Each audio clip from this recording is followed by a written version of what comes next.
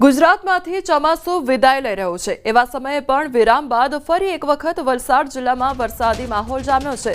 સવારથી બપોર સુધી વાદળછાયા વાતાવરણ બાદ જિલ્લાના કેટલાક વિસ્તારોમાં છૂટોછવાયો વરસાદ વરસ્યો હતો। વલસાડના પારડી, કપરાડા અને નાના પોંઢા તાલુકામાં વરસાદને કારણે વાતાવરણ ખુશનુમા બન્યું હતું, તો જિલ્લાના અન્ય વિસ્તારોમાં વાદળછાયું વાતાવરણ છવાયું હતું। હજુ ચોમાસાના અંતમાં પણ વરસાદી માહોલને કારણે ખેતીના પાકને નુકસાનની ભીતિ સેવાઈ રહી છે। આથી ખેડૂતોમાં અત્યારે ચિંતા વ્યાપી છે।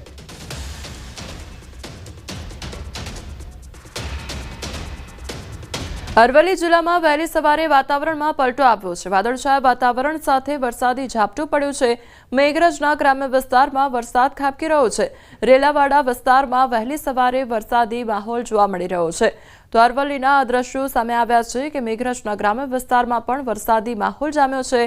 વહેલી સવારથી વાતાવરણમાં એકાએક પલટો આવ્યો છે।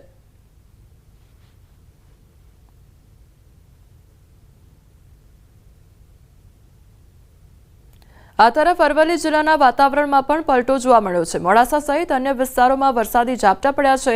વરસાદી ઝાપટાને પગલે ખેડૂતોની ચિંતા વધી ગઈ છે।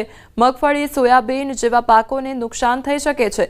હજી પણ જિલ્લાના અનેક વિસ્તારોમાં વાદળછાયું વાતાવરણ જોવા મળી રહ્યું છે। તો અરવલ્લીના દ્રશ્યો સામે આવ્યા છે કે જ્યાં ગ્રામ્ય વિસ્તારોમાં વરસાદી માહોલ જામ્યો છે। વાતાવરણમાં એકાએક પલટો આવ્યો છે, તો વરસાદ વરસવાને કારણે ખેડૂતોને નુકસાન જવાની ભીતિ છે। હવામાન વિભાગે દક્ષિણ ગુજરાતમાં વરસાદની આગાહી કરી છે, ત્યારે ડાંગના સાપુતારા ખાતે ધીમીધારે વરસાદ વરસ્યો। પ્રવાસીઓમાં ખુશીનો માહોલ જોવા મળ્યો છે। ખેડૂતો ચિંતિત બન્યા છે। ડાંગર, નાગલી અને વરાઈ જેવા તૈયાર પાકમાં નુકસાનની ભીતિ સેવાઈ રહી છે।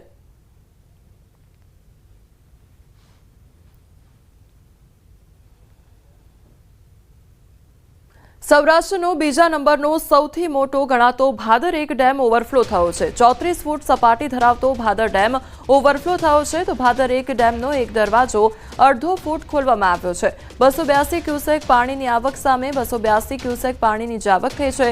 સૌપ્રથમ વખત ભાદર ડેમ ઓવરફ્લો થયો છે। પીવાના અને સિંચાઈના પાણીનું સંકટ દૂર થયું, તો વીરપુર, ખોડલધામ સહિત જૂથ યોજના હેઠળ 20 લાખ લોકોને પીવાનું પાણી પૂરું પાડે છે આ ડેમ। તો ભાદર એક ડેમ સિંચાઈ માટેનો મહત્વનો ડેમ છે। સૌની યોજનાનું પાણી અને વરસાદી પાણીથી ડેમ ઓવરફ્લો થયો છે।